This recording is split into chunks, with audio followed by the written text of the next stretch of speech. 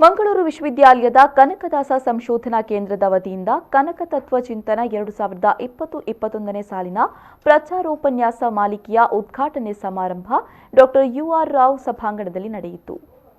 ಬೆಟ್ಟಂಪಾಡಿ ಪ್ರಥಮ ದರ್ಜೆ ಕಾಲೇಜಿನ ಪ್ರಾಂಶುಪಾಲರಾದ ಡಾ ವರದರಾಜ ಚಂದ್ರಗಿರಿ ಅವರು ಕನಕ ಸಮಾಜ ನಿರ್ಮಾಣದ ಕನಸು ಎಂಬ ವಿಷಯದ ಕುರಿತು ಉಪನ್ಯಾಸ ನೀಡಿ ಮಾತನಾಡಿ, ಕುಲದ ಜಗಳ, ಹಸಿವಿನ ಪ್ರಶ್ನೆ, ದೇಹದಲ್ಲಿ ನಿಜವಾಗುವ ಸಾಧನೆಯ ದಾರಿಯನ್ನ ತನ್ನ ರಚನೆಗಳಲ್ಲಿ ತೋರಿಸಿದ ಕನಕ ತನಗೆ ಕಂಡದನ್ನ ಹೇಳಿದ್ದಲ್ಲ, ನಾವು ಕಾಣಬೇಕದನ್ನ ತೋರಿದ ಅನುಭವಿ. ನಿತ್ಯ ಜ್ಞಾನಿಯಾಗಿರಬೇಕೆಂಬ ಅವರ ಆಶಯ ಆಧುನಿಕ ಶಿಕ್ಷಣ ವ್ಯವಸ್ಥೆಗೆ ಹೊಸ ಪ್ರೇರಣೆಯನ್ನ ನೀಡಬಲ್ಲದು ಅಂತ ಹೇಳಿದ್ರು. ಪಂಪ ಹೇಳಿದಾಗ ಪಂಪನ ಯುಗಧರ್ಮ, ಪಂಪನ ಕಾಲದಲ್ಲಿ ಕುಲದ ವ್ಯಾಖ್ಯಾನ ಪರಾಕ್ರಮದ ಜೊತೆಗಿತ್ತು. ಆ ಕಾಲದ ಯುಗ ಧರ್ಮ ಹಾಗಿತ್ತು. ಯಾರು ಒಳ್ಳೆಯ ಪರಾಕ್ರಮ ಇದ್ದಾನೆ ಅವನು ಒಳ್ಳೆಯ ಕುಲದವ. 500 ವರ್ಷ ಕಳೆದ ಮೇಲೆ ಕನಕನ ಕಾಲಕ್ಕಾಗುವಾಗ ಕುಲದ ವ್ಯಾಖ್ಯಾನ ಬದಲಾಯಿತು.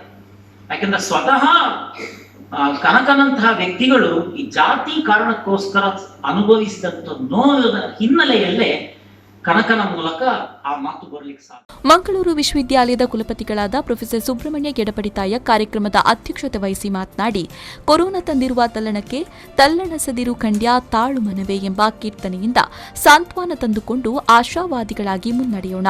ಕನಕದಾಸರ ಚಿಂತನೆಗಳಲ್ಲಿರುವ ಸಮಾನತೆಯ ಆಶಯಗಳನ್ನು ಅರ್ಥ ಮಾಡಿಕೊಂಡು ಸಹಕಾರ ಮನೋಭಾವದಿಂದ ಜೀವಿಸುವುದು ವರ್ತಮಾನದ ಅಗತ್ಯ ಅಂತ ಹೇಳಿದರು.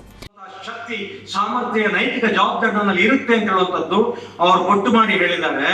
ಆದ ಕಾರಣ 16ನೇ ಶತಮಾನದ ಕನ್ನಡದ ಸಂತ ಕವಿ 21ನೇ ಶತಮಾನಕ್ಕೆ ಕರೆದು ತರುವಂತಲ್ಲಿ ಅರ್ಥ ಇದೆ. ಯಾವಾಗ ಅಂತ ಹೇಳಿದ್ರೆ ನಮ್ಮಲ್ಲಿ ಅವನ ಅರ್ಥ ಮಾಡಿಕೊಳ್ಳುವಂತ ವಿನಯ ಇದ್ರೆ ಮಾತ್ರ ಆಗ್ತದೆ ಅಂತ ಹೇಳೋದು ಹೇಳಿದ್ರು. ಇದೆಲ್ಲರಿಗೂ ನಮಗೆ ಪ್ರಾಮುಖ್ಯವಾದಂಥದ್ದು. ಆದ ಕಾರಣ ಕನಕ ಈ ಕಾಲಘಟ್ಟದಲ್ಲಿ ಕೂಡ ಪ್ರಾಮುಖ್ಯನಾಗ್ತಾನೆ. ಈ ಪ್ರಸ್ತುತಿಯ ಹಿಂದೆ ಖಂಡಿತ ವಿನಯ ಇರಬೇಕು. ಹಾಗಾದ್ರೆ ನಾವು ಬೇರೆ ಬೇರೆ ನೆಲೆಯಲ್ಲಿ ನಾವು ಆಯಾಮಗಳಲ್ಲಿ ಕನಕನ ಅರ್ಥ ಮಾಡಿಕೊಂಡು ಬಂದೆವು. ಅವ್ರು ಹೇಳಿದ್ರು ವಿದ್ಯಾರ್ಥಿ ದೆಸೆಯಲ್ಲಿ, ನಾನು ಕೂಡ ವಿದ್ಯಾರ್ಥಿ ದೆಸೆಯಲ್ಲಿ ಅರ್ಥ ಮಾಡಿಕೊಂಡದ್ದು ಈ ಸಾಹಿತ್ಯ ಚರಿತ್ರೆಯ ಮೂಲಕ, ಈ ದಾಸ ಪರಂಪರೆಯ ಮೂಲಕ. ತಿಮ್ಮಪ್ಪ ನಾಯಕ ಅವ ಕುರುಬ ಆಗಿದ್ದ, ಆಮೇಲೆ ಅವ ಯಾವುದೇ ಆಗಿರ್ಲಿ ಕೊನೆಗೆ ವೈರಾಗ್ಯ ಬಂತು ಅಂತ ಭಕ್ತಿ ಪಂಥಕ್ಕೆ ಹೋಗುವಂತ ಒಂದು ದಾರಿ, ಅದಕ್ಕೆ ಅವನು ಏನು ಪ್ರೇರೇಪಣೆ ಕೊಟ್ಟಿತ್ತು ಅಂತ ಹೇಳುವಂಥದ್ದು ಕೂಡ ನಮಗೆ ಆ ಕಾಲದಲ್ಲಿ ಅರ್ಥ. ಕನಕದಾಸ ಸಂಶೋಧನಾ ಕೇಂದ್ರದ ಸಂಯೋಜಕ ಡಾ ಧನಂಜಯ ಕುಂಬ್ಳೆ ಪ್ರಾಸ್ತಾವಿಕ ಮಾತುಗಳನ್ನಾಡಿದ್ರು.